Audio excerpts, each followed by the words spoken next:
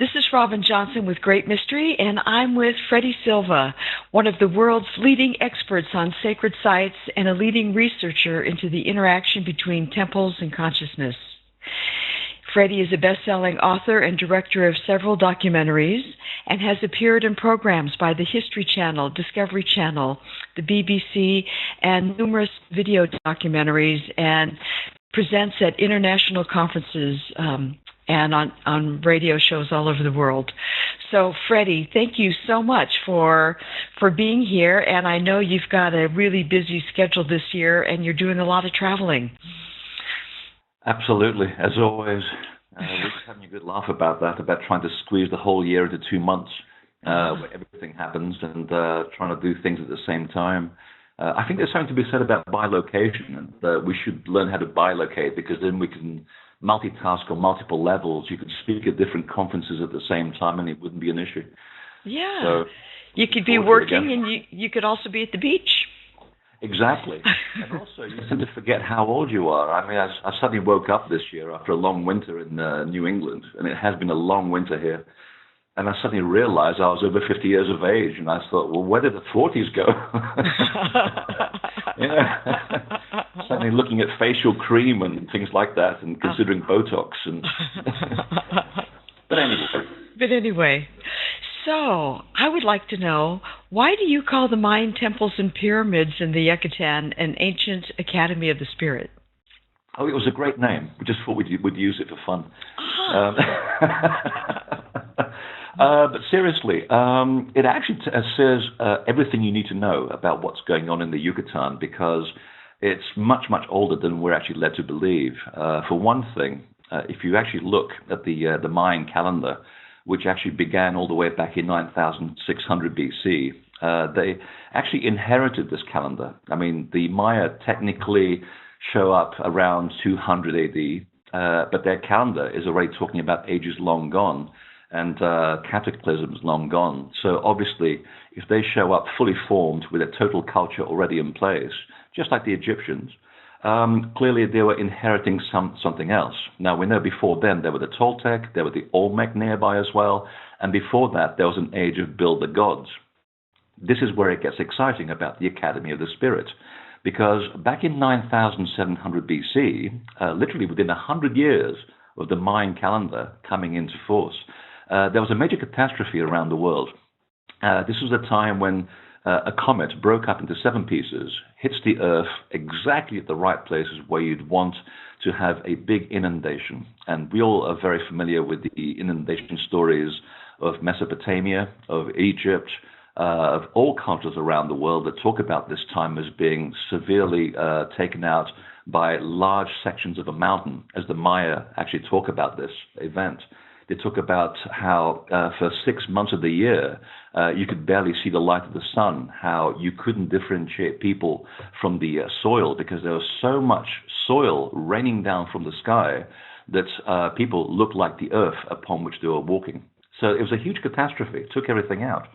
And when you start reading their sacred texts, like the Popol Vuh, it's amazing how similar it is to ancient Egyptian texts and also to the texts of southern India. It's as though the information came from exactly the same location. And they talk about a time when these builder gods suddenly came out from the ocean. In the case of the Yucatan, they came from the east, and they rowed their boats all the way from the east, and they basically were told to rebuild the former mansions of the gods. Now, in these mansions of the gods was what we today call temple cities. And the idea was that the Maya totally understood how every element in nature was a sort of a cooperative element in the cosmic harmony of things. So if everything falls out of alignment, so does the human body and any civilization that holds it together. And the one thing that held everything together was the temple culture. So when these builder gods survived this flood, they brought with them the knowledge of understanding of how to put together a perfect plan on the face of the earth, whereby you would actually create buildings that would then, by their design, by their measure, by their alignment to the stars, they would create perfect academies where people would come, bring their imperfections, and they would be made to look like the gods.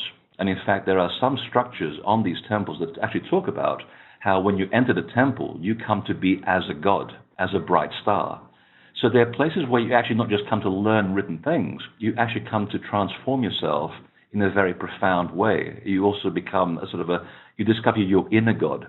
And if you actually look at the actual stories of southern India, Egypt, Bolivia, and the Yucatan, they all have this element in common.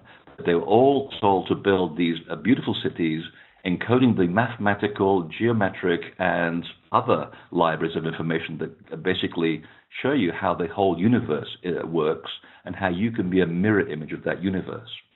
So that's the first part that makes these places an ancient academy of the spirit. The second part that proves this is the fact that when you look at temples like Chichen Itza, Ek Balam, Uxmal, and Mayapan, the oldest parts of the temples, and I mean the nucleus of these cities, because sometimes they have as many as 2,000 buildings in these places, which, of course, we're going to visit all of them in December. When you look at the actual nucleus of the temple, they are all misaligned to the rest of the site, and exactly by about 4 degrees. Now, I found this as well at Tiwanaku in Bolivia last year. Now, these temples are aligned to specific elements of stars, of sunrises, and specifically the equinox. So they're perfectly aligned due east. But these temples are misaligned by exactly 4 degrees. And it tells me that these places survived this catastrophe because they were aligned to something else, as though the Earth was somehow related to a star or the sun by a slightly different alignment. And the last time we know that happened was back in 9704 BC. The other thing that proves this is to be correct is the fact that so many of the temples in the Yucatan are associated with sound, either by the numerical connection of the number 7 that keeps it repeated again and again and again, by the slope angles of the actual pyramids themselves, which refer to the heptagonal angle, which is the angle of sound. And when you actually understand that these temples were also mirrors of the constellations which they referenced when they were built, the last time we had a constellation that had at its center the pole star, that was related to the concept of sound, was the constellation of Lyra, the celestial harp, and that was back in 6000 BC.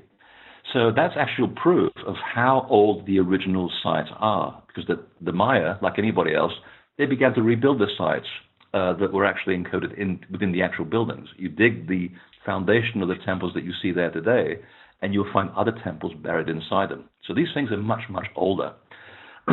Excuse me. And then you actually look at the names themselves. For example, Ek Balam, it actually translates as the place of the star prophet. And these prophets were said that they came down from the stars, and specifically the Pleiades, to encode their knowledge into the actual fabric of the buildings. So in a matter of speaking, and it's as though the actual buildings themselves are telling you that they actually are physical expressions of people that came from the stars. Now, whether we believe that literally or metaphorically, the same element of symbolism applies, because you're talking about the understanding of how the stars work, how the universe works, and fundamentally how the Earth works also as well. This eventually comes into our modern era through the Maya, that talk about one of their builder gods called Itzama. And he was basically in charge of reconstructing a cosmic university, specifically at Chichen Itza, more than any other place. And it was here at Chichen Itza where the science, the art, the philosophy, and all forms of religion, and I'm talking about the inner religion, not the stuff that we all kill each other over these days, all of these elements and these teachings were encoded to each individual building. So you go from one temple to the other, learning a specific example of how the universe works, and eventually that would turn you into a bright star, into a god. So that's what they meant by talking about the places in the Yucatan as ancient academies of the spirit. Of the spirit. There were places where you'd actually go there to become a god within yourself. You become reminded that you are actually a celestial being. I hope that makes sense. Wow. Well, how can we use this ancient wisdom and knowledge in our day-to-day lives? How is it relevant to us now? Well, do you think? It was very clear about this. And again, you can read this in the Egyptian text, in the Southern Indian text, in the Chinese text. These things go back a very, very long way. And the Maya were very, they had an ideal, and part of their ideal was to overcome gravity. They were fascinated with the ascension of the human soul. And the pyramids and the underground chambers where they actually used for learning were also places of ritual, not in the way that we have come to understand the Yucatan and Mexico today, where the predominant feeling is that they were places where they basically just chopped people's heads off and they committed vast atrocities. That is much more related to the Aztec than the Maya, which is why the Yucatan is so much more clean. So when you strip that understanding away, and what you're left with is this cosmological concept that the Maya were totally into understanding how your body is a house of your spirit, and you are an expression of the earth, and the earth is an expression of a holograph called the universe. Everything is in perfect equilibrium. Now, here's the part that's interesting. They figured out at a very early time that you as a soul are slightly separate from your body. If you totally understand how things really work, you don't really associate with this gross thing called matter. And they were totally into the concept of understanding how you as an imperfect being have to go to a specific place that shows you a mirror of your own perfection, which brings us back to the concept of the ancient academy of the spirit. So you as a person, you walk in, you come out of the jungle, and someone's borrowed your girlfriend, someone's stolen your cart, someone took away your corn. All of these things start working you up from the inside. You can't afford medical insurance, someone took my marijuana, blah, blah, blah, blah. Well, now you're becoming a little bit more, ingrained into the actual physicality of the world. These are just emotions. They are energy in motion. That's what emotion means. And when you get caught up with these things which are slightly out of harmony, your body and its internal geometry starts losing its perfection. So they basically said, well, why don't you come to the temple city? Because we have built the complete mirror of the perfection of the universe for you. That's why the places look fantastic. That's why they look perfect, because they are. They are mirrors of a cosmic perfection. So the idea was that they would allow anybody to come into the cities and actually regard them as mirrors of themselves. And slowly, and this could take as much as 3 years, because back then people weren't really in the hurry to check their latest messages online. They could afford a little time off from their daily life to go and check out what was wrong with me, how can I be a perfection of myself. So you'd go into the actual temples, and one by one, you'd visit each temple, each building, and you'd talk to a shaman, and you'd take a bit of time for yourself to meditate upon what you'd learn, and slowly the temple would start to affect itself on you. First of all, it'd be visual. The visual impression on the temple, on the senses, would basically have a profound effect on your sense of being, of your sense of the natural order that's around you. And slowly you become that order. Well, once you've got that established, then you start working on the inside. If the temple and the physical space around me is perfect, then if I go within and take that perfection, take it inside, now I can start fixing myself as a soul that's become totally over-associated with the problems of the physical world. Well, once you got down to a fine art, well, it's just like driving your car. You basically go out back into the world and you live your life in perfect equilibrium. You know that nothing can really touch you and make you imperfect unless you really allow it to.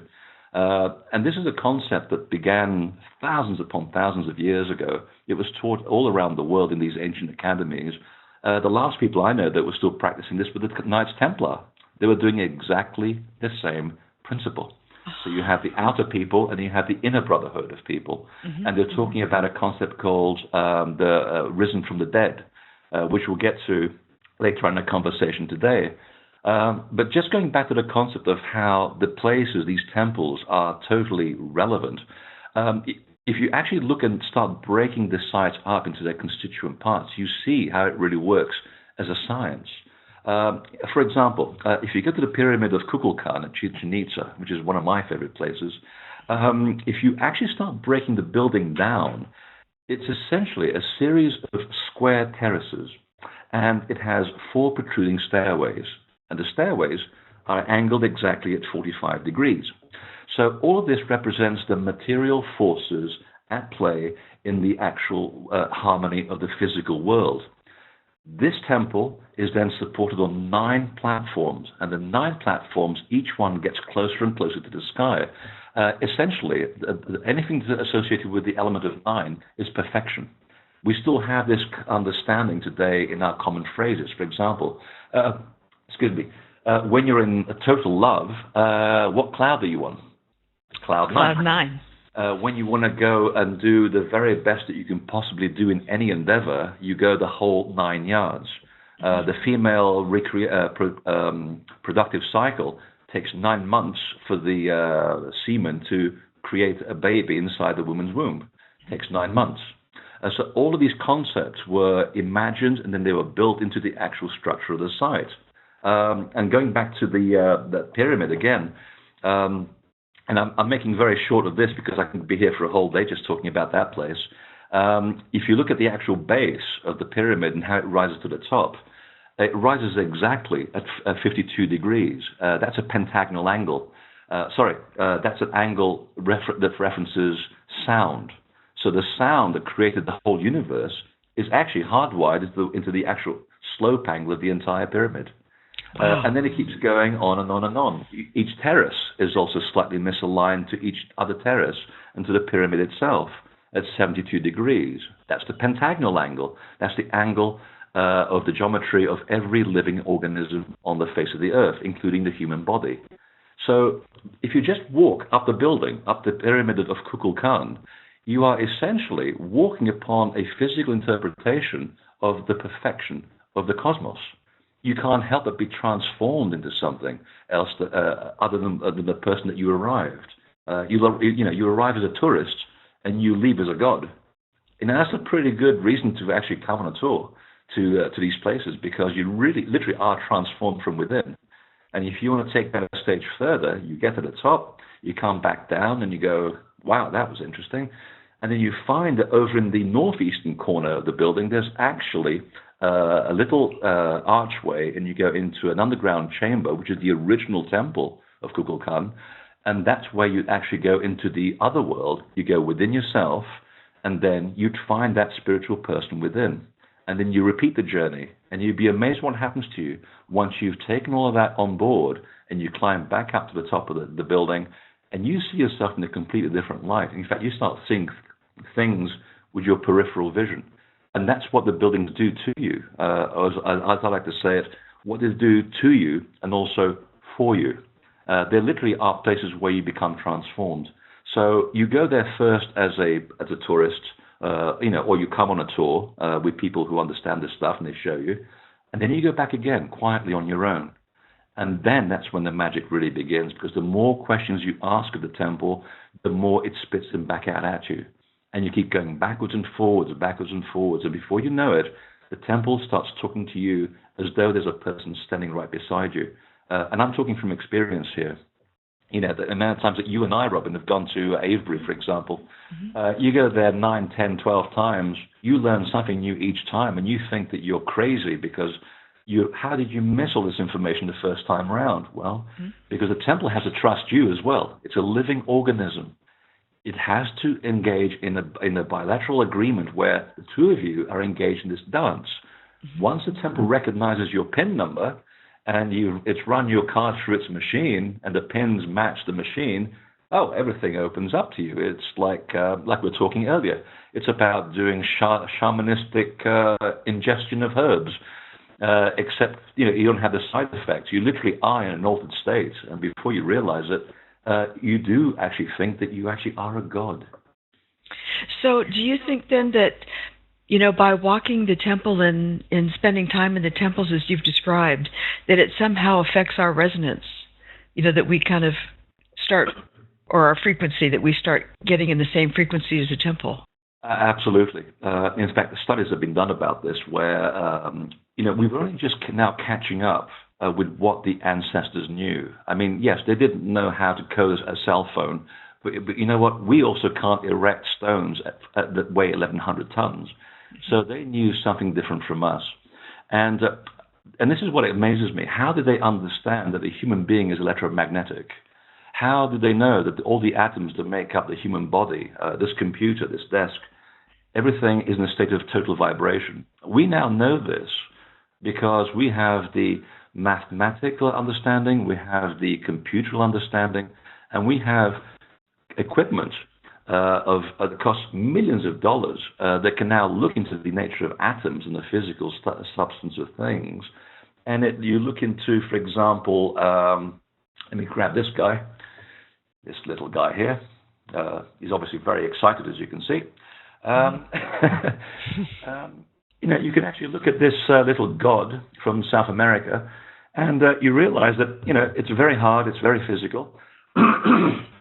But when you look at this under an electron microscope, it's full of atoms and molecules, which actually show that most of this is made of air.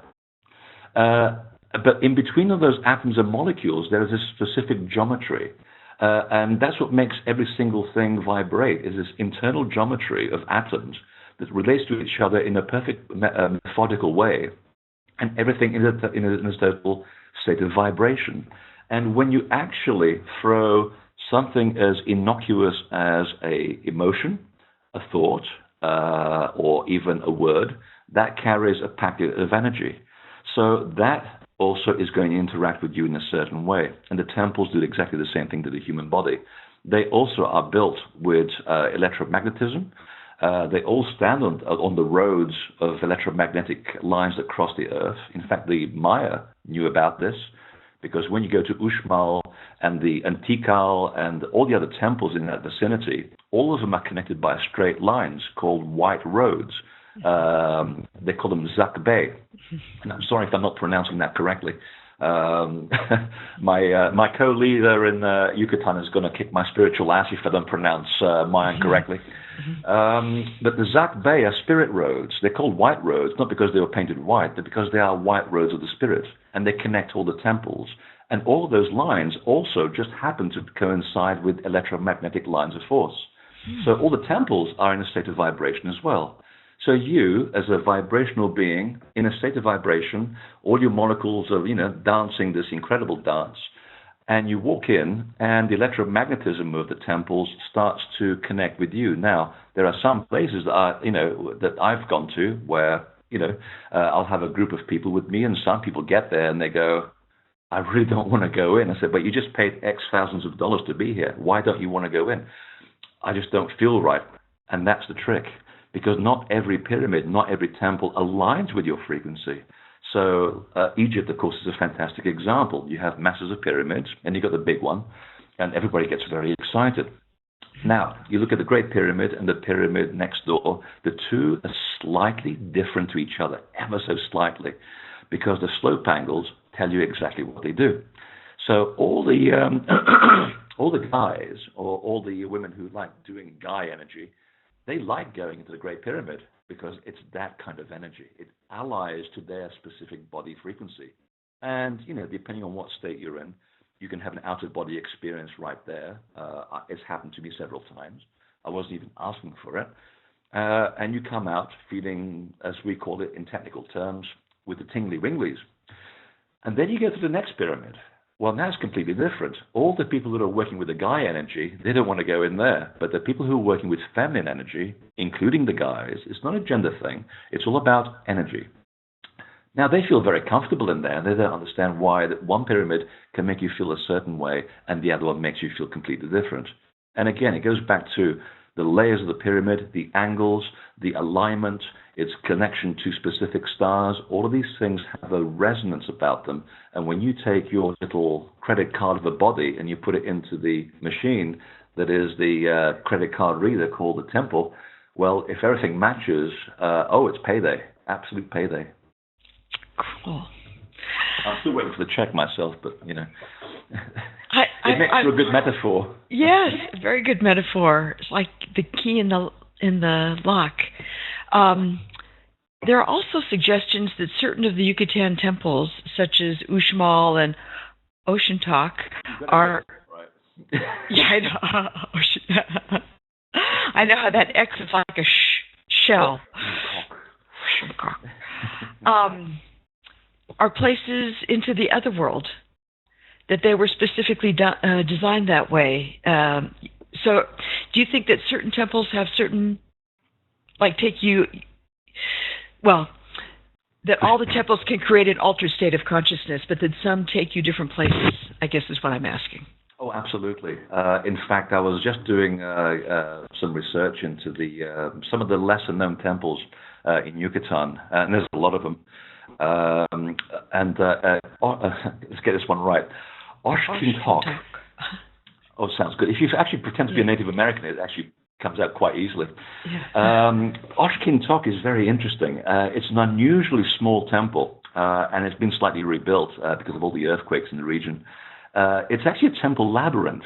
It's a series of sort of caves that seem to sort of go in a labyrinthine pattern, and it's called Tsak Tun Tsak. It's been described as sort of a cave without end, and it has one section that seems to go nowhere for no reason. There's no one buried inside it, just like many temples. But there's another section of those little inner tunnels that seems to continue perceptibly without end. And I thought, that's a very interesting thing. What were they doing here? Because obviously no one was buried there.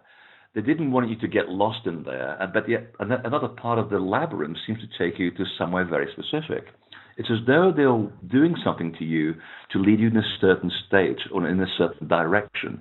There's a false door, and then there's a real door, so to speak. And I thought, what have I seen this before? And this is where suddenly taking a big picture of the world of temple making comes in very handy, because I came across the same thing in southern Italy at a place called Hieli, which is our modern understanding of hell. And that place really does smell like Satan's bottom. It's horrible. It's a big series of tunnels that go deep into the earth. Many of them are volcanic. One of them goes all the way under Vesuvius and then branches over under the Vatican. So if you ever go to the Vatican and the floor is getting a little bit warm, leave. But this particular place called Hieli goes back to the ancient Greeks. And it's also constructed with these unusual tunnels that looks like a huge labyrinth. And you wonder, why did they work these natural tunnels and caves into human-constructed areas, and for what purpose? Because the fumes coming out of that place are really noxious. Well, Hieli is interesting because if you follow the left tunnels, you will eventually go nowhere, just like at this place at Oshkintok. But if you follow the right tunnel, you finally actually go down into this underground river, which for one moment makes you think of the river Styx and the whole story that comes into the river that you have to cross to go into the other world. And I suddenly came across this geological survey of Yucatan that says that Yucatan is very unusual. There are no rivers on the ground. All the rivers are underground. And I'm thinking, well, isn't that an interesting connection? And I've followed this stage a little bit further and discovered that, yes, at Hieli, back in Italy, there's this one labyrinth tunnel that you take to this underground river, you cross the river, and there were steps carved into the actual stone to show that at some point there was some kind of a ferryman waiting to take you to the other side. And when you do cross to the other side, there is a temple deep underground with a little alcove which allows you to put a little votive or an offering, and that's where you go in and do your connection that takes you to the other world. Same story exists in the Yucatan as well. And when I began to link this together with the teachings of the ancient temples of the Yucatan, how they're teaching about the doorways of truth and falsehood, there are two ways you can go by in the world, just like your left brain and your right brain. One section would only one direction will only take you so far. If you start using too much logic, it doesn't take you to a falsehood, but it takes you to a point where you can't really get out of, which is the total immersion into the material world. It will only take you somewhere. If you follow the right brain of thinking, well, that gets you into the spiritual context of things, and that can take you to infinity. Now, that's the doorway of truth, because only in infinity can you find the ultimate truth. Well, guess what? The Maya were not only teaching this at this temple of and I expect everybody to remember this by the end of the program, Oshkintok. It was the fact that the Greeks had picked up on this in the 2nd century BC, and there was a famous mathematician and shaman called Zeno, who it turns out had built the academy over at Hiele in Italy, and he was actually, I got a mural of him actually showing his initiates who wanted to go into the other world, the shamans. There's a mural of him showing the priests and the initiates the door of falsehood. There was a labyrinth that goes to the left and goes nowhere, and the door of righteousness, which goes to the right. So it's funny how the Maya has picked up on this as well. So all of these concepts about shamanism and reaching the other world were basically worldwide concepts. But there's something else here, and it's really to do with Uxmal, the other amazing temple, which I'm really looking forward to going into, and especially the Pyramid of the Magician, which tells you all you need to know. In fact, you're looking at it right now, I believe, on that graphic on your screen. It's that sort of oval-shaped temple. Very unusual for Central America. There's nothing like it. And there's 4 other temples that are actually buried inside it as well. So this place, again, goes back a long, long way. Now, Uxmal means a couple of things. And one of its meanings in the indigenous language is, and I'm not making this up, what is to come, the future. Now, I can't think of any better description of the other world than figuring out what is coming into the future, because it was a way of having a shamanic experience that allows you to have a foreknowledge of future events. And the other thing about Uxmal is that it was referred to as an invisible city. So it tells me that the name of the temple is trying to suggest that what you see is not necessarily what you get. There is an invisible temple behind this temple. And that, again, is part of the other world teachings of letting you have a shamanic experience where you cross perfectly alive into another level of reality.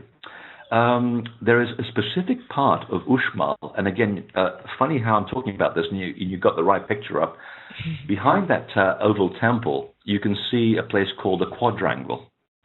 It's a very interesting building, and there's a part of it called the Nunnery.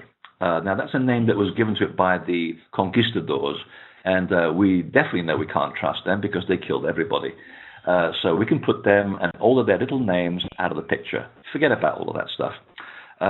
Going back to the original concept of why this was built, if you go into that temple, and again, you start dissecting the way that the building was built, it features 584 crosses. And they were not put there by the Spanish or the Catholics. So these are the original designs that were put into the actual structure. And you think, why did they build this quadrangle with 584 crosses? Well, 584 just happens to be the cycle of Venus, the planet Venus. And the Maya were infatuated with aligning their temples to the rising of Venus. Now, if you're an astrologer, that makes good sense. If you're an initiate of the ancient mystery schools and you know about this, that means something completely different. Because just like the star Sirius, Venus was the star associated with resurrection rituals. That means that this site was used for ritual resurrection. It's one of the most ancient shamanic initiation experiences. In fact, I just wrote an entire book about this last year.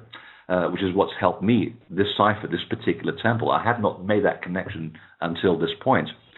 And this particular quadrangle that you're seeing here was the site used for ritual resurrection. And the entrance building, which is the south part of the temple, is called the Istam Na. It literally translates as the house of the shaman. And when you go into the courtyard and you look above it, there's a big frieze, very complex frieze full of all kinds of imagery.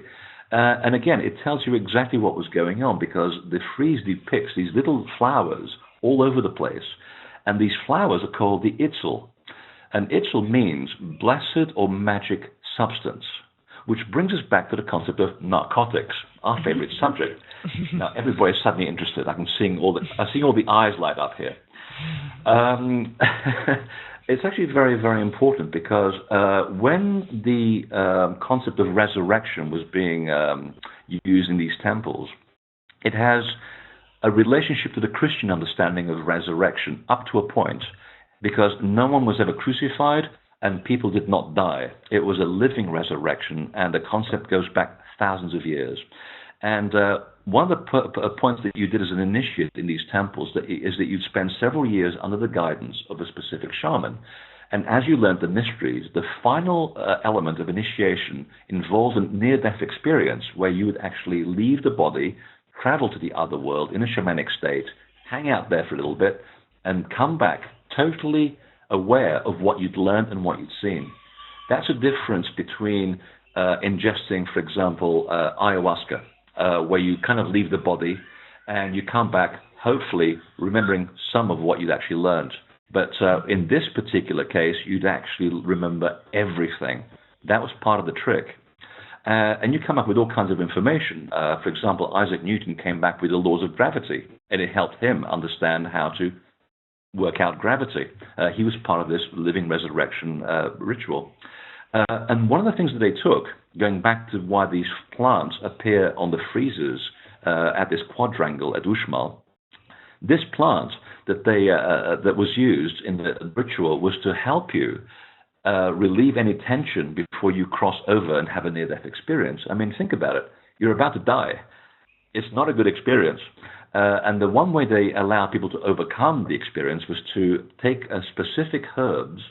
Sometimes it would be Syrian rue or blue lotus, as they did in Egypt. And the Maya also had their own particular version, which I'm not aware. I know Mikel Vieira, the guide on the Yucatan tour, I know he'll know. They had a specific plant, which they then broke into its constituent parts, diluted to a specific amount, and the people ingested it as a narcotic to allow you to remove your trepidation. So once you're in, and it usually would be about a distillation of about 12%, because anything more would either make you dream the stuff up, which you don't want to do, or it will kill you, which you really don't want to do. So it was a very specific amount that allowed you to just cross over into the other side and have a shamanic experience. So, this is why these places were really involved with an out-of-body experience. They were involved in this shamanic journeying, but it was the ultimate level of the reason why you'd actually travel to these places.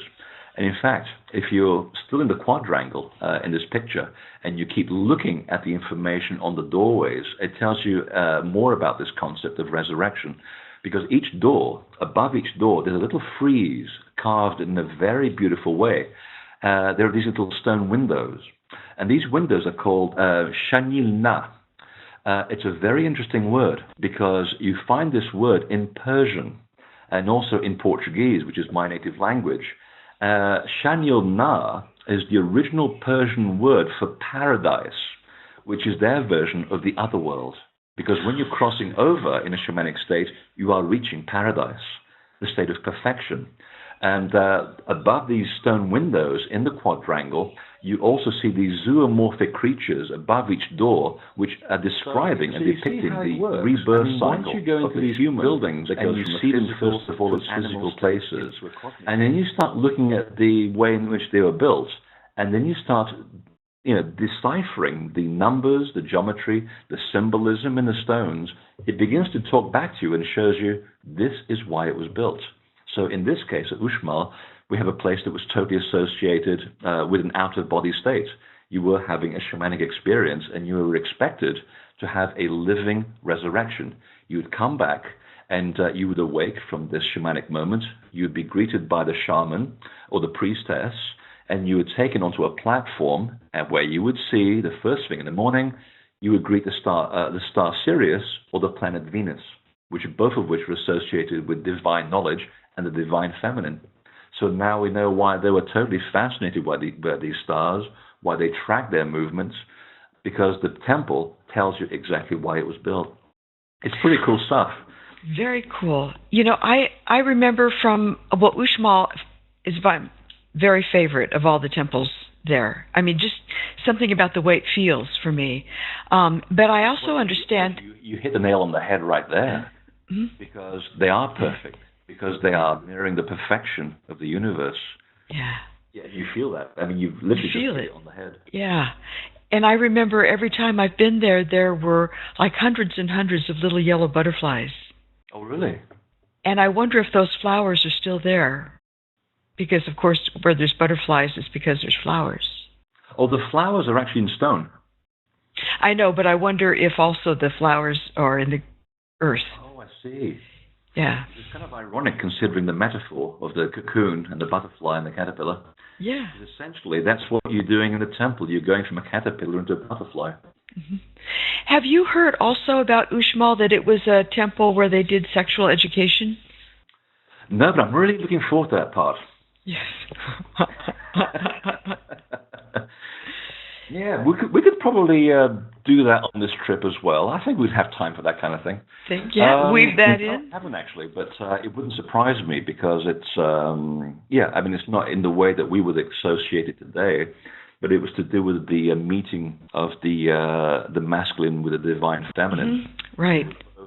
Physical, but it was all because it was about learning how to work with the kundalini and how to really get the best out of your repressed sexuality, which the Victorians were, we're still living in this sort of Victorian-held idea, and especially in the Western world, that sexuality somehow is a bad thing. It should be something that would be done between a man and a woman, and only when you're married and you do it once, you have a baby, and that's it. You go and sleep in separate beds. Mm-hmm. So most of these people realize the beauty of the meeting of two people to have a blissful experience. And I've had a moment in my life where I had a partner with whom I was totally one person with. I hope everybody has that opportunity. And you have no idea how powerful that sexual energy is when you're doing it for the right reason, which is, again, a foundation on love. But when you have two people that, again, are totally within themselves and within each other as a perfect, within a single organism, you are amazed of what you can create, what you can see, and what you can establish. You can literally move through walls. And I can tell you from experience that the manifestation experience of what you can do when you're in that state is frightening. It is. You have to be very careful with it. But at the same time, the association with the sexuality is also a metaphor of how people used to go into these shamanic moments and they would have a cosmic marriage with the divine feminine. It's the ultimate association of the soul that leaves the body and mates with an opposite kind to have a blissful experience. So, yeah, it wouldn't surprise me at all. What can you tell us about the ball courts? Because they're at several of the temples, and they seem to be shrouded in mystery. Oh, they fascinate me. And the understanding that I had was what most people have come to understand the ball courts to have been used for, which was ritual sacrifice, people having their heads chopped off. Maybe in the later years when the Spanish finally moved in and the Aztec were already killing each other and they'd lost the plot completely. And I thought, somehow it doesn't make any sense, because when you actually dissect the ball courts, and specifically, the great one at Chichen Itza, which is famous, when you actually dissect these things, the fact that they were all built according to specific geometric alignments, specific geometry and numerical values, and everything in the universe was distilled down to number, I thought, why would you build that and then have people go around killing each other? It doesn't make any sense. The two don't add up. You could basically put a stake in a field, go around with a rope 4 times, mark the area, and shoot each other. It's a lot easier. And it just wasn't sitting properly. So, when I was preparing my notes for this upcoming tour, I suddenly began to go much deeper into this. And one of the original names for the ball court in the Maya language is Hom, which is, it's Om with an H. It actually means crevice, but the association with sound is so obvious that you can't deny it. Well, it turns out that when you actually look at the beautiful carved rings through which the players actually did do a ball game there, the idea was to pass the ball through these rings, which are very, very high. I mean, even for someone like me who's 6'5", they're way up there. It's a long way to throw a ball. And the ball, the actual arc of the ball is defined by 2 entwined serpents, like a caduceus. And you think, now why would you make a a stone hole with a caduceus through which you have to pass a ball through. This sounds like a ritual more than anything else. And also, the actual stones through which you have to pass the ball through in the ball courts are exactly 3 times 7 units above the ground. And I'm thinking, well, that's the sound multiplied by the Trinity. And I'm thinking, that's not by accident at all. And also, when you're inside the ball court, the slightest whisper can be heard on the other side. They are acoustically tuned elements, just like St. Paul's Cathedral Dome. And you think, now, why would you want to do that in a place if you're going to have ritual sacrifice? So there's something more to this. Well, you go into this a little bit more, and it turns out that the name with which they were associated, this was actually the Maya way of describing the crevice, the symbolic crevice in the surface of the earth, which defines the way in which you are granted access into the other world. It's the cosmic chasm. And playing the game granted you this access into the other world. And now that got me really excited. How does a ball game grant you access into the other world? Well, when you actually go there in the middle of the night, what happens is that they were used by astronomer priests, and they would use this as a reflecting courtyard for looking at the stars.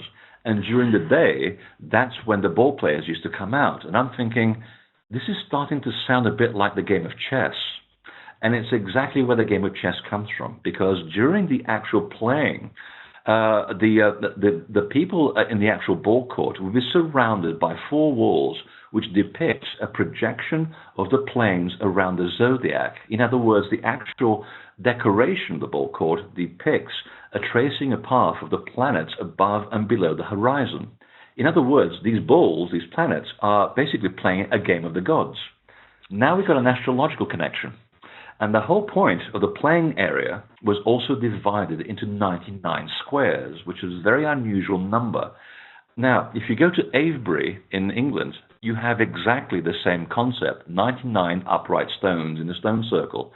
Those 99 stones calibrate the lunar and solar cycles. Now we're getting closer to an answer here, because you're matching the masculine with the feminine, the sun and the moon. Everything is in perfect balance.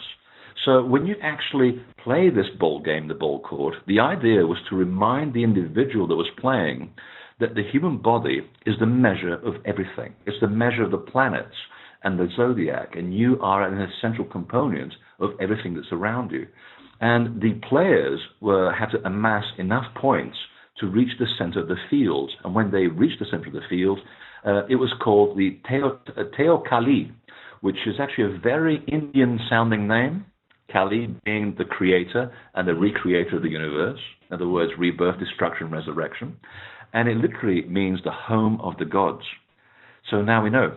The game literally was teaching you through this metaphorical playing the ball and putting it through the sacred hoop, was to teach you how you are an essential ingredient of this cosmic play of the gods, and you are part of their ball game. And you have to learn how to integrate yourself into this play if you want to play the life of the game of life properly and in perfect equilibrium. I mean, it's so beautiful. Wow. And the amount of trouble that they went to do this. And of course, we know this game today very well by its more common name. It's called chess. And when you actually look at one of the oldest iterations of chess, which comes from, again, from Persia, in the Persian story, the hero is an expert at ball play. Now, how the Persian connection ends up in Maya land, I have no idea. But it's like the two were totally interchangeable.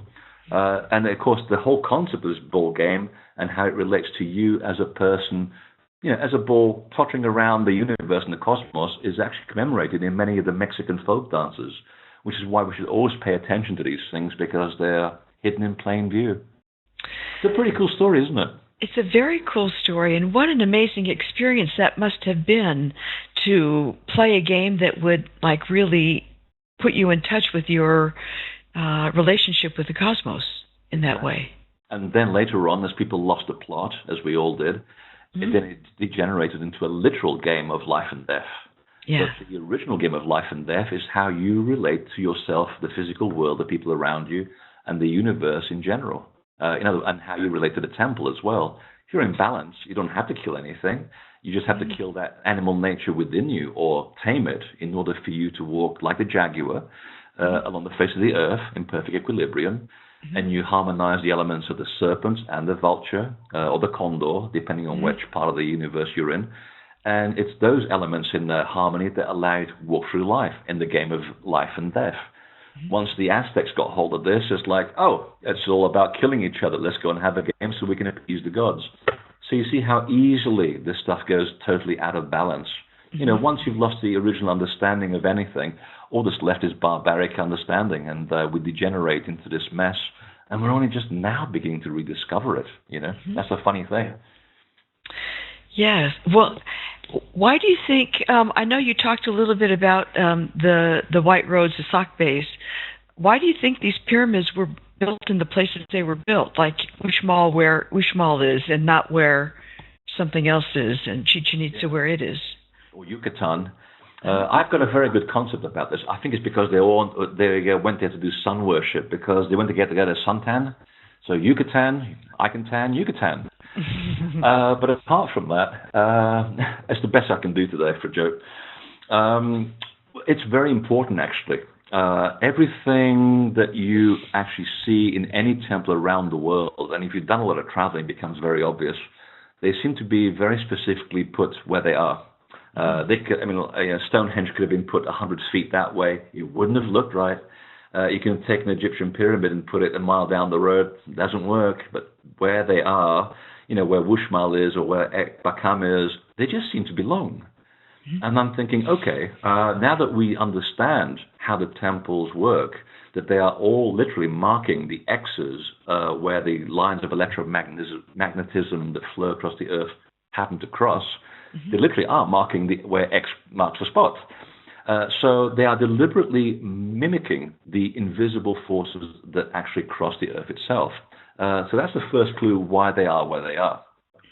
But there's more to this in the Yucatan.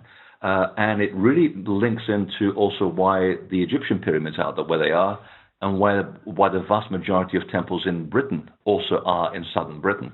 And it's to do with geology.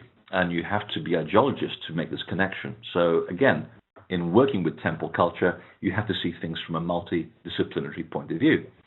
Now, in Yucatan, as I mentioned before, there are no above-ground rivers. All the rivers are underground, which makes you wonder, why would they build this huge temple culture? And I mean, there's over about 2,000 temples alone, or structures, just in Chichen Itza alone. That's a lot of people. That's a lot of population. Why would you put people, especially after a global flood, in a place where there is no water, which is essentially the first element that you use in order to create a civilization? You've got to have access to water. So all the water runs in underground rivers. And you think, very odd. Unless you're a geologist, because the whole of the Yucatan is limestone, and it has these enormous tunnels that go for hundreds of miles under the ground.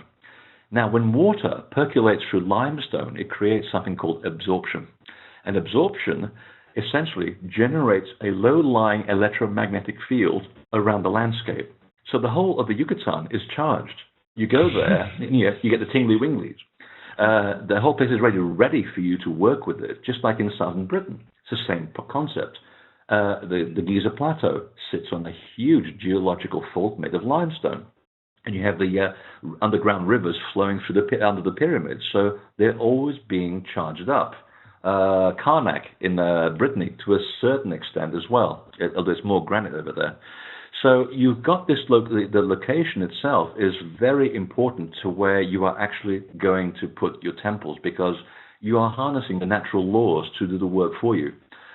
When you build a building, which is also geometrically inclined, and you've got the underlying magnetism already there, the two, one starts housing the other, and it starts to magnify the effect. So if you're a dowser, for example, or a very, very sensitive person, you could pick up these temples when you're already miles away, because you're literally picking up that electromagnetic tingly-wingly as you're actually approaching the temple. You're already getting hit by these waves. And of course, because you're an electromagnetic being, it follows that you are going to start getting enlightened even before getting to the temple.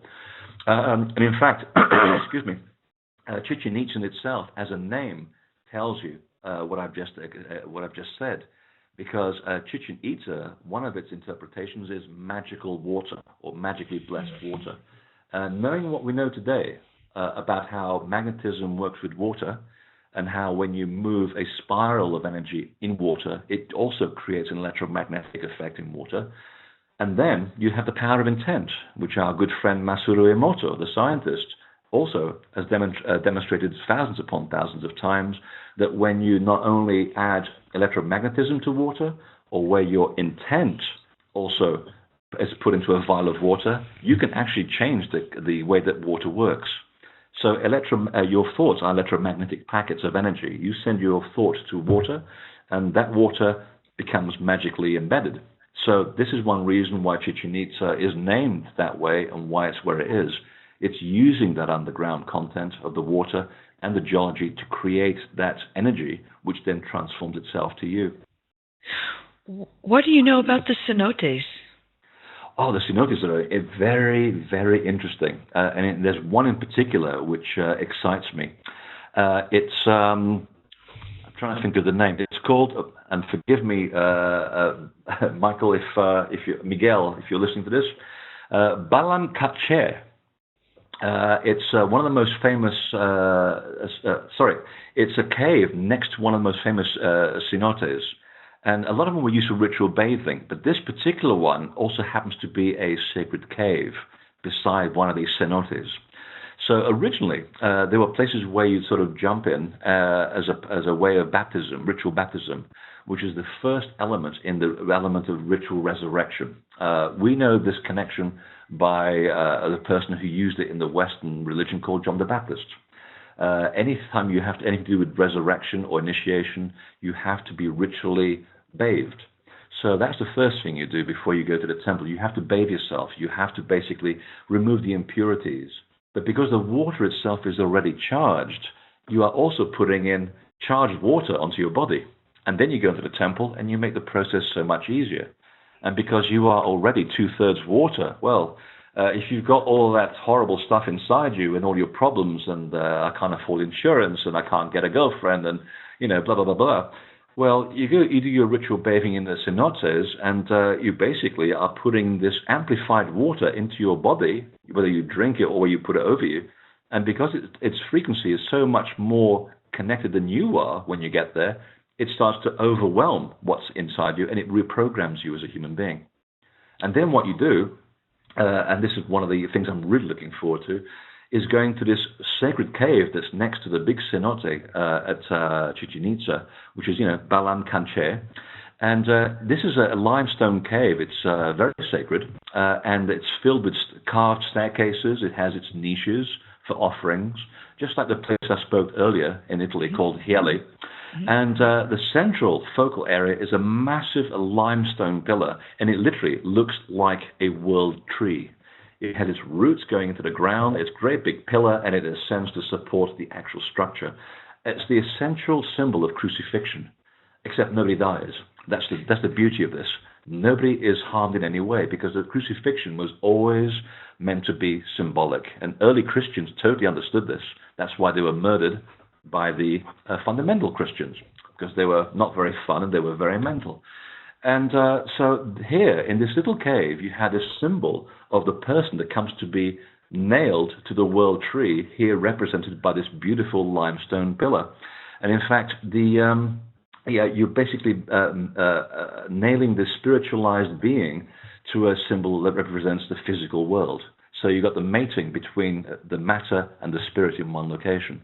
And in fact, it's the Maya actually described this cave beside this cenote as a portal to Shibalab, and that's their word for otherworld.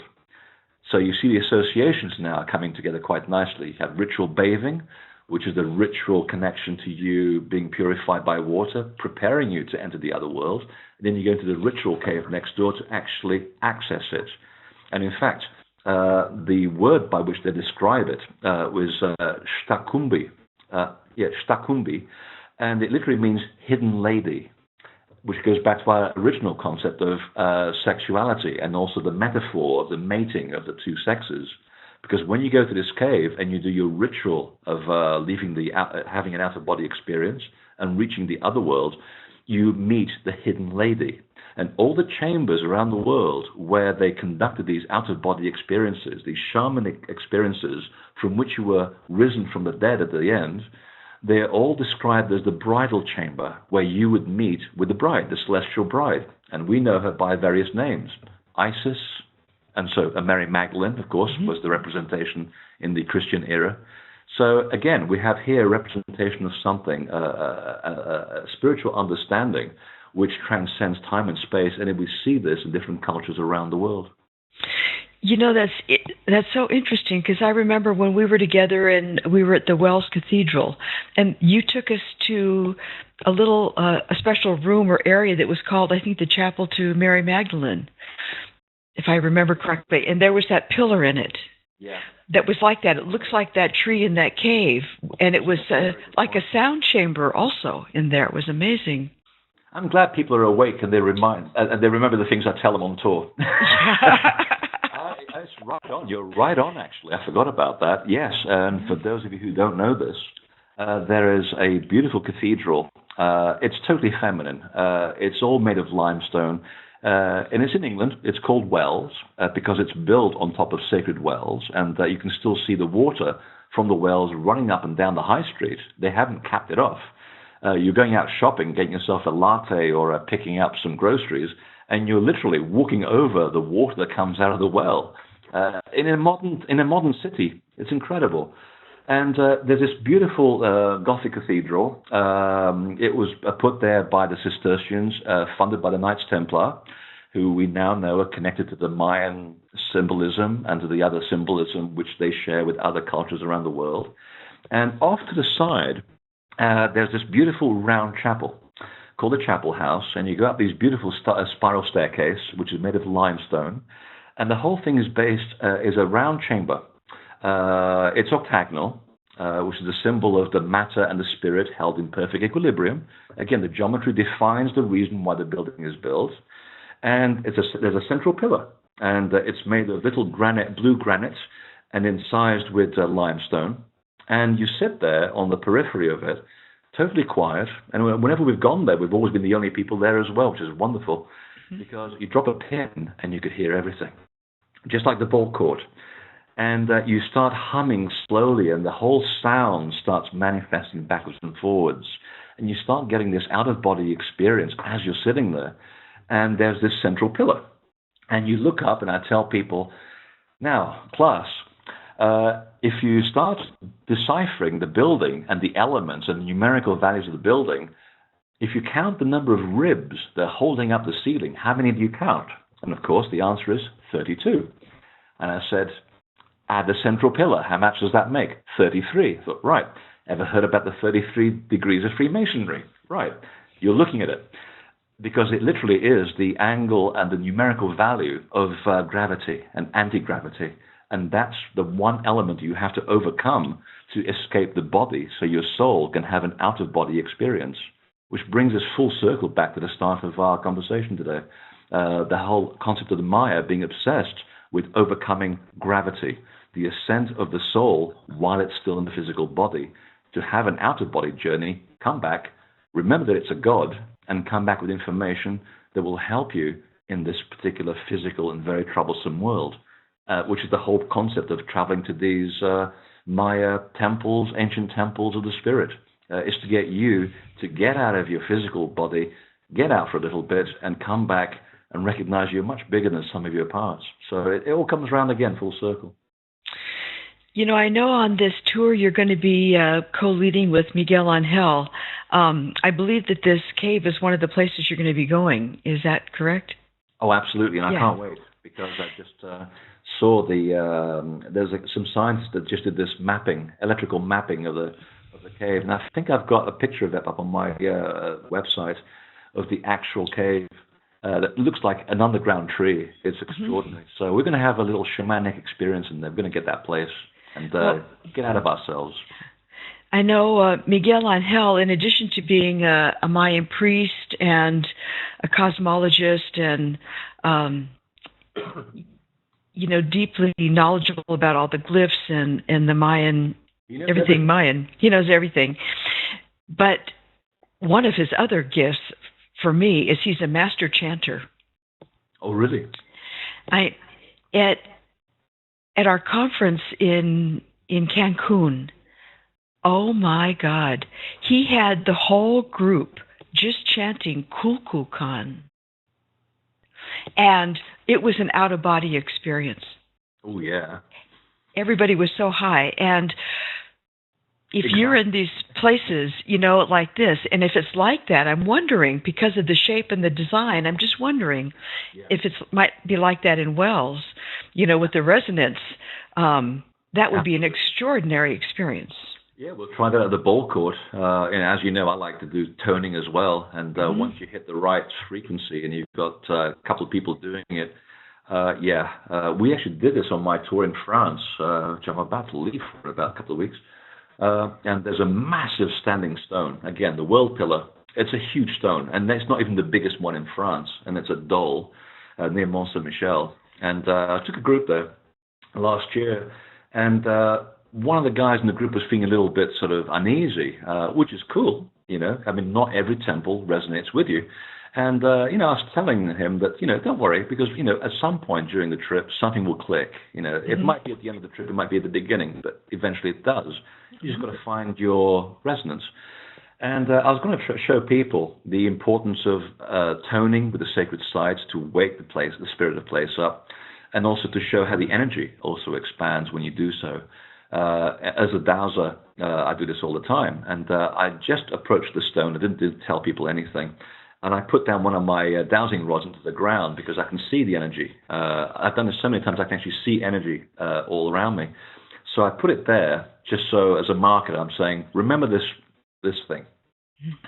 And cause I just told people, this is where the energy of the rock actually is. And they went, wow, it has energy? Yeah, this is the energy field around the stone. Now watch what happens.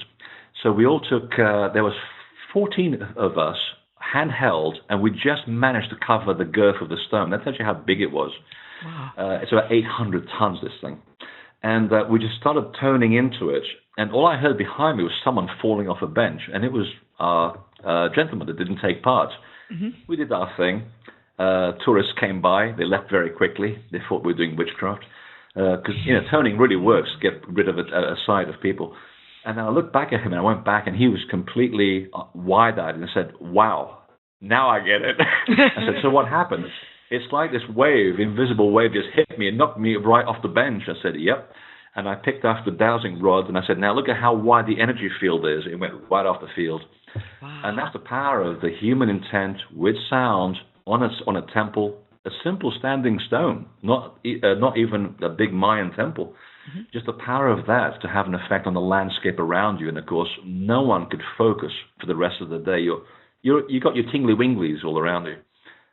You tried driving a van after that. Impossible.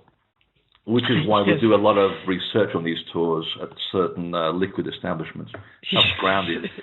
So I'm looking forward to doing that with him, with Miguel, because it's going to be very magical. I mean, he brings so much of the Mayan local symbolism to these places and the cosmology, and it's very appropriate for him to do that. I bring the bigger picture to these things, and also some understanding of what I have on specific elements of these temples. And between the two of us, we pretty much got every angle covered. The rest of it becomes a very personal experience. It is going to be amazing. You have such an incredible sensitivity to the energy of the places, and your knowledge of sacred geometry it's not just in your head, it's somehow embedded in your being. It's really amazing. And I think the two of you with his, Mayan connection will be very profound. So, yes. I'm going to try to find my way to get on that trip, so to make it so I can be there too. If Osama could row across the Atlantic from a sinking continent after a big tidal wave and a catastrophe, you can do it too. Yeah, I am. I want to. There's no excuse. I'm wondering if I bet there's some people that have some questions or would like to say something. So shall we open it up? Absolutely. So if anybody would like to ask a question or make a comment, you can either unmute your mic yourself or send me a message in the chat and I can unmute it for you or ask it for you if your microphone's not working.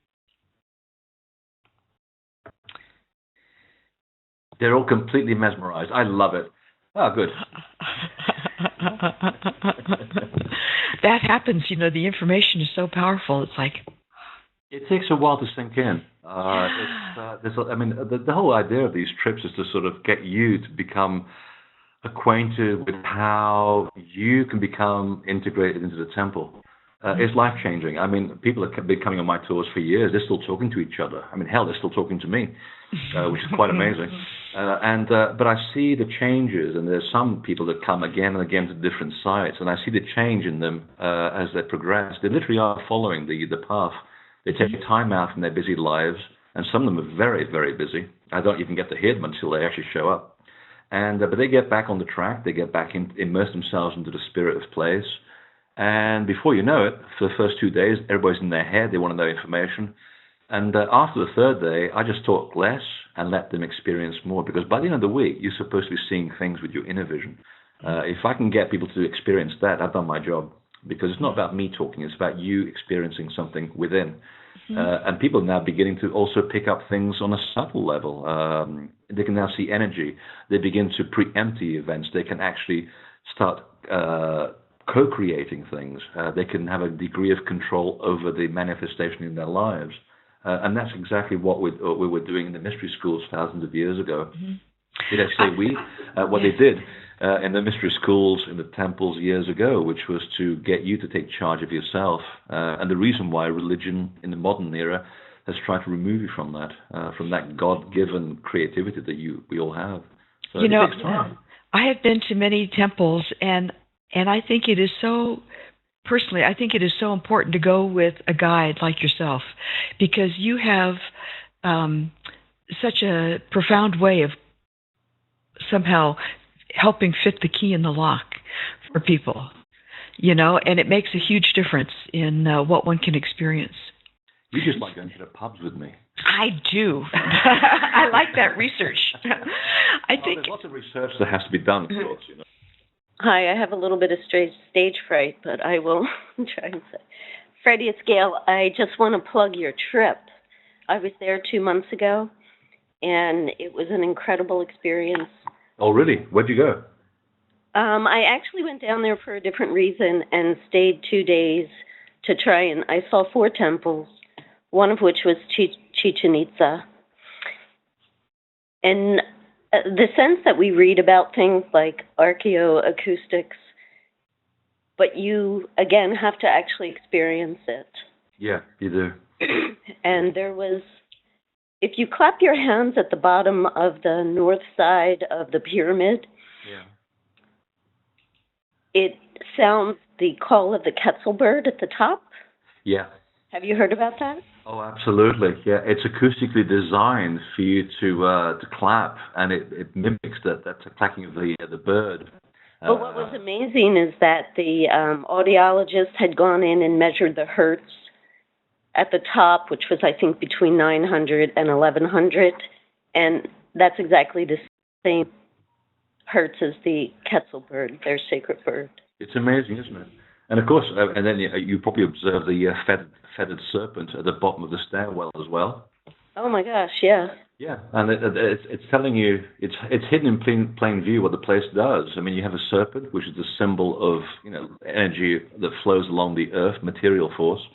If it's a feathered serpent, well, the bird is upstairs. It's up towards heaven, the sky. It's telling you that the place gets you to go from the energy from the ground to go towards heaven. And as you're climbing it, you're getting that experience. In fact, next time you look at an Egyptian pharaoh, you'll see that symbol on their brow. You've got the vulture and you've got the serpent, which tells you that the pharaoh has learned the mysteries of getting out of body, having an out-of-body experience. They no longer identify with their serpent energy, or the energy that flows along the ground. They're no longer totally just associating with material force. They're now elevated. They're flying. They're looking down on their body from the air. So the two, the masculine, the feminine, the physical, the spiritual, have become one integrated thing within the human being. So, and the building, that pyramid of Kukulkan does exactly the same thing. Isn't it amazing? Well, another interesting thing is that there was original stones missing from, I believe, the east and the south side. Yeah. So the only time the sound transmitted was if on the north and the west. Yeah. And they tried to replace those stones, but they couldn't produce the sound. Even though they used this, the same limestone and the same, I think it was dolomite or whatever they used there. So you can actually only experience that now. So that's how precise their sound engineering was. If you've ever been to an old Greek temple like Theseus, same principle. You could stand at the bottom, and these things are huge. And a person whispering can be heard in the top gallery. And what they used to do when the crowd had sat down in these amphitheaters, they used to figure out where people weren't sitting. Some people hadn't showed up because their chariots were late or whatever. And they figured, this is not good for the acoustics. So people, the people that used to take your ticket would then grab these stone vases, and they used to carry these stone vases and place them strategically in the open spots in the auditorium where people weren't sitting to calibrate the sound, and only then would they start to play. That sounds right. It's quite amazing, and it is. It's an astonishing science. But again, it goes back to why we call these places the ancient academy of the spirit. I mean, it was all based on very sacred laws, universal laws, which are unrelenting and unchangeable. And you go into these places, and like you said, you have to experience it, because that sound, that sonic frequency, it hits you in the heart, and suddenly you realize that you and the temple are indivisible. You're one and the same person. Right, you are reminded that you're a god. And it's interacting with your nervous system. Oh, God, yeah. Doing something. The sound. Also, I had a chance to swim in several cenotes. Oh, yeah? And I hyperventilated the entire time. The energy was so intense. And that's the electrical charge. Yeah. There were some French divers down there that were doing some kind of frequency measurement. Oh, really? Through the cave systems. It was really interesting. I wonder what they were up to. And for the final thing I'd like to say is, when you said things read you like a credit card, my experience at Ek Balam was that was total resonance to me. Yeah. Very intimate experience there. But it's pretty cool, isn't it? Yes, it's very. So I would, anybody who's listening and has the impulse, I highly recommend this trip. It was, I actually ended up going by myself to these temples. And I think it would have been so much more satisfying if I had been in a sense of community and with a teacher. So. I think it's about appropriateness. I mean, it's worth doing that, to get your bearings and see what you're actually involved with. I mean, when I was learning this stuff, 2 decades ago, I had no idea it was that complicated, or these things they can be taken apart and you can be shown its constituent components and realize that these things are much more complicated than you imagine. I mean, even today at Stonehenge, I still take people there and they go, wow, and they'll sit there taking pictures. And then I open my mouth and for about 15 minutes, and then let them think about it, and they go, wow, didn't realize that was what's actually going on. And their whole perception has changed. And now you're involving yourself in the temple within a totally different environment. And now that you've got the temple's attention as well, you're on a different journey, which then means that the only way to really take that in is by doing it by yourself as well. So I think the personal journey is also important, because you've got to have that quiet time. And I always tell people to, after you've been on the tour, go back at some point when it's quiet. Go at a really awful time of the year, like winter, when nobody ever shows up, and and do it by yourself, because you'd be amazed how much you can actually take in beyond what any teacher could actually tell you. Because ultimately, It's a personal conversation between you and the temple. You can't replicate that. Only you and the temple can have that conversation, and it gets very intimate. And the more you do it, the better it gets, and it becomes like a drug, a good one. Also, I found wherever I go, there's an experience at the site, but then it goes on for months afterwards, where it goes to deeper levels as you explore your experience, and it's like, what the hell was that? And you just research and explore. So I'm still trying to figure out some things that happened last year in Italy, so maybe you can help me with that sometime. Yeah, I mean, it's my office is always open. Okay. Yeah, I mean, and also, I bet your imagery is also going through the roof. I mean, your dream imagery, perhaps. Oh, everything. It's just a all-encompassing phenomenon, biologically. Yeah, I mean, just back to what I was saying earlier. I mean, you're an electromagnetic being. You're 2/3 water. The two fundamental laws of temple making.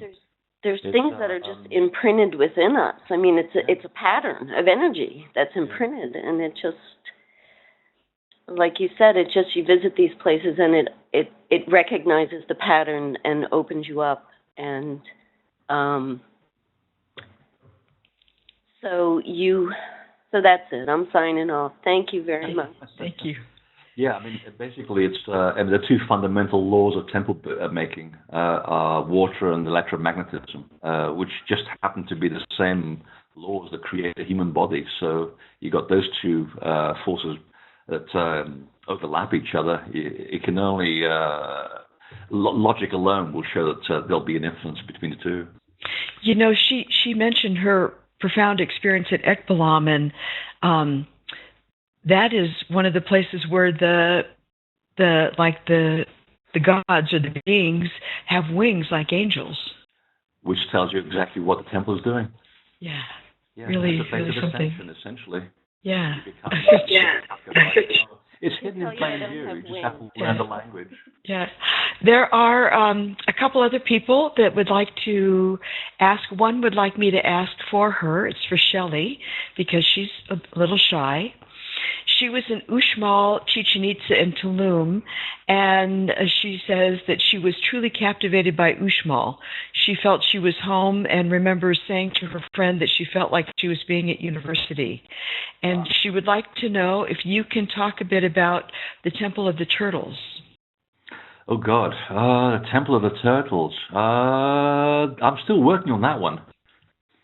It's to do... I mean, Miguel will probably know more about that than I do. The smaller temples, you have to go into the local folklore because hardly anything's written about them.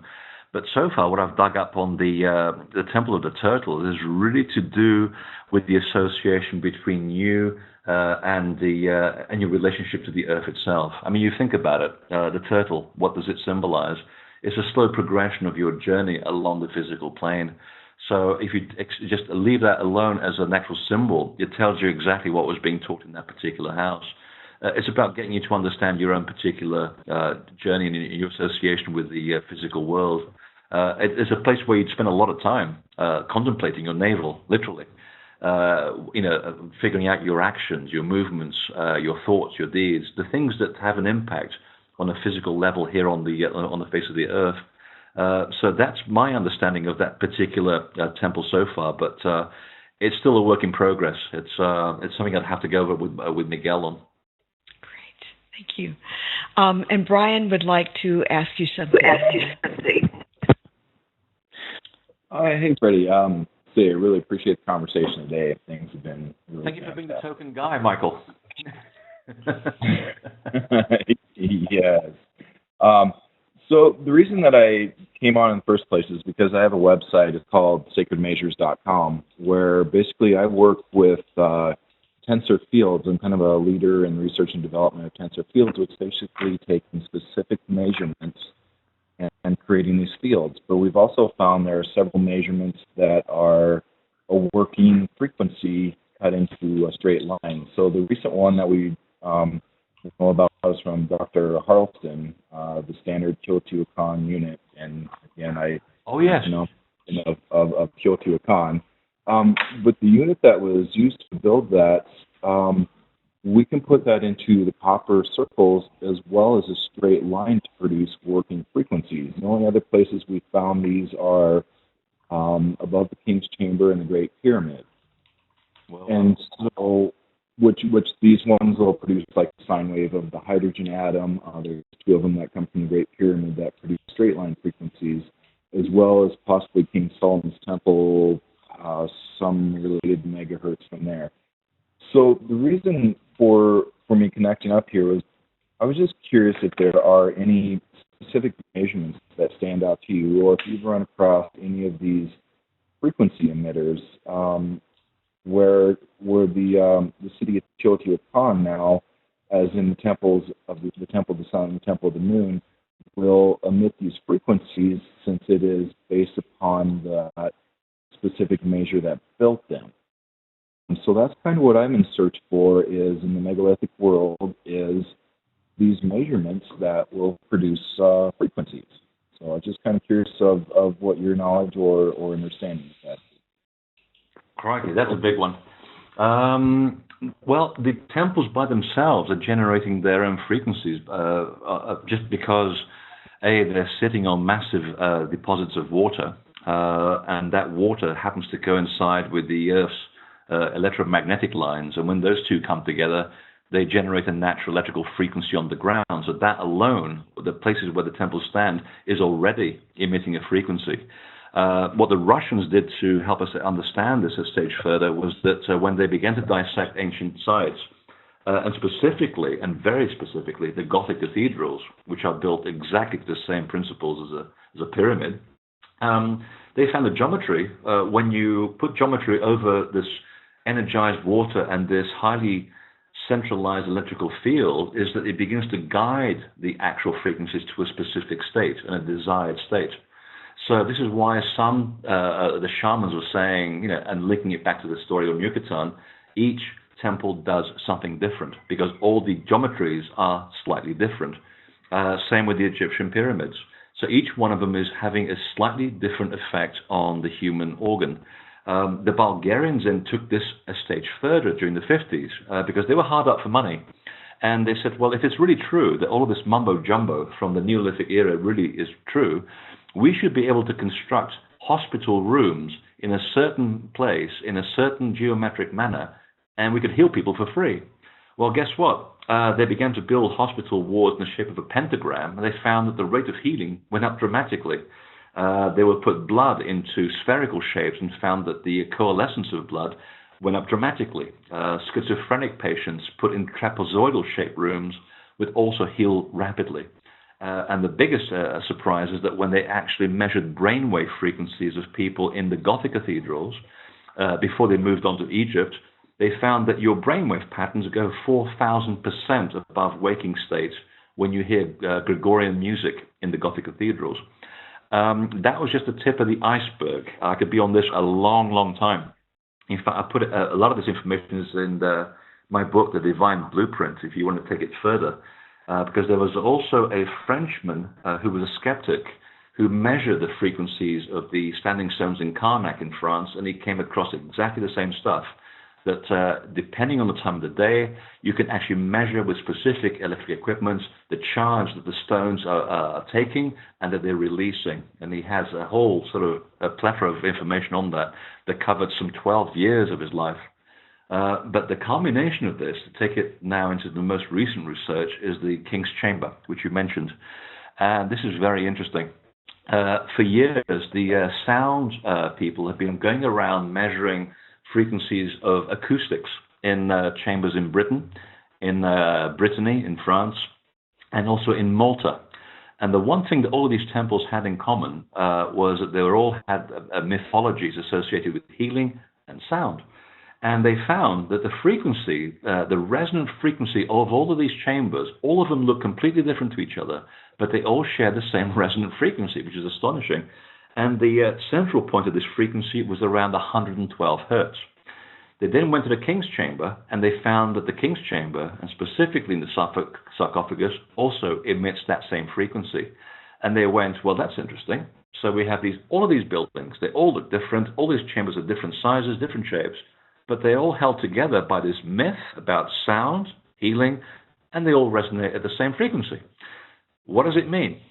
Well, it took a neurosurgeon, a brain neurosurgeon, to actually look at this frequency and say, well, it's pretty damn obvious, because that frequency happens to be the trigger between you using your left brain and having a right brain experience. And it's that specific frequency and about 5 hertz either side.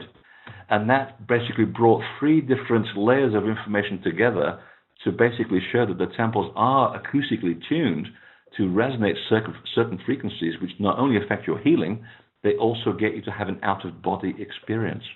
How cool is that? That is very cool.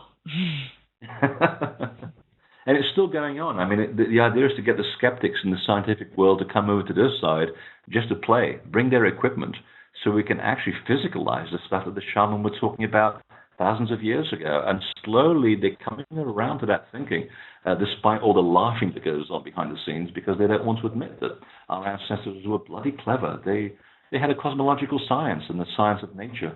It was so easy. It's right there. Just use it. It's like the argument with solar energy. Well, it's a no-brainer. It's right there. You just have to build the technology to house it. You were going to have a magical experience there. Oh, yeah. Yeah. So it'll be the Maya chocolate factory. Which is what I'm really looking forward to. Yeah. That'll be fun, too. So all these places you've talked about, you're going to go to? Absolutely. Yeah, and there's a few other ones. I've got to remember all their names. Some of them are unpronounceable. It's like learning Czechoslovak or Finnish language. You think you've remembered this, then you can't. So apart from the ones that I already mentioned, we're also going to go to some which are slightly off the beaten track, which you don't get to hear much about, which is half the fun, which is called Mayapan.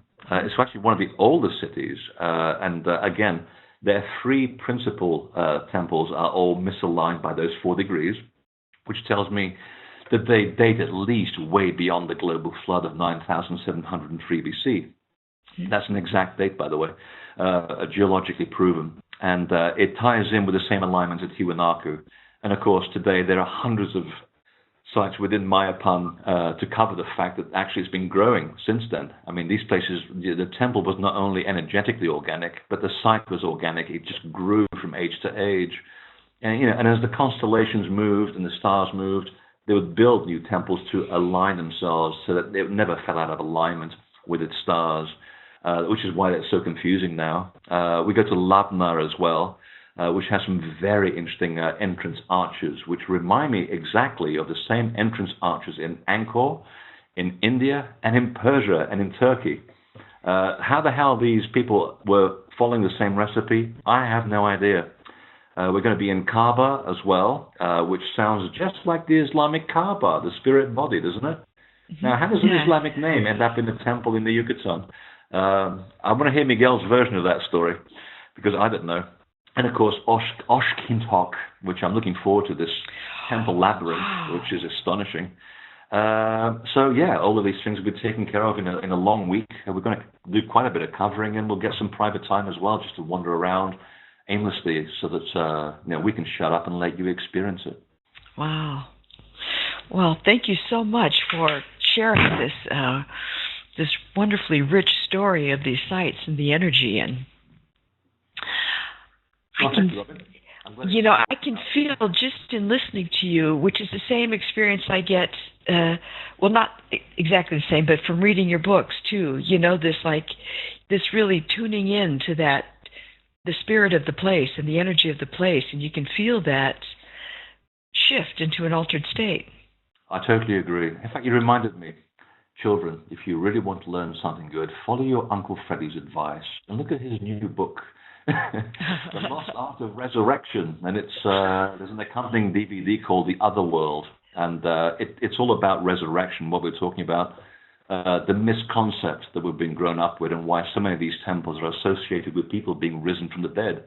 But it never involved anybody getting hurt or dying. It was a ritual resurrection, where the people who underwent the mysteries, they learned this information, they stayed in the temple, they accessed the temple. And at the end of their tenure, they were put in this underground chamber, in this ritual cave. They took a narcotic, they went out of their body, came back in, totally cognizant of their purpose of their soul and the universe around them. They led charmed lives. They really did. We know that famous people like Plato and Pythagoras underwent this. That's why they did what they did. And they said that this is the greatest spiritual experience you'll ever have. So that's what the book and the DVD was about. It's about understanding the deeper layer of the temple and how it works to make you a risen person as compared to the people that go around shopping at Walmart who are called the dead. Even back 3,000 years ago, they were still being called that. You know, I think if we can really get that experience of that being risen or the resurrection in this life, then it also takes away the fear of death. Exactly. You've nailed it. And that's why the Templars, when they were doing exactly the same thing, they went to their graves. Actually, they didn't. They were burnt alive. They were smiling. They were quite happy. They said, well, after the short period of pain that my body's about to experience, it doesn't matter because we can do more damage from the other side where we're going. They were just laughing. And it's true. I wasn't, part of the work that I do is not because I'm trying to prove something. It's because I'm actually, without realizing it, I've been following this Holy Grail all the time.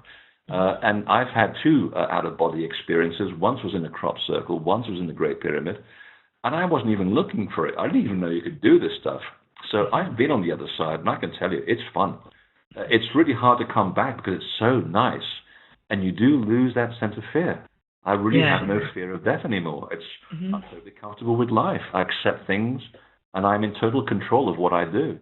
I'm not getting it right because otherwise, if we were getting it right, we wouldn't be here. But it's a work in progress. But it's true. You do take control of your life to a certain degree, and it makes traveling to these places all the worthwhile. Yeah. Cool. Well, thanks, Robin. Thank you so much. And I'm going to stop the recording now, but it has been such a pleasure to be with you again, and I look forward to next time, and I'm really going to try to make it in December. Absolutely. Remember that chocolate? Yeah. Yum. I want to have that experience Gail did in the cenote. Oh, yeah. Don't tell her about the crocodiles.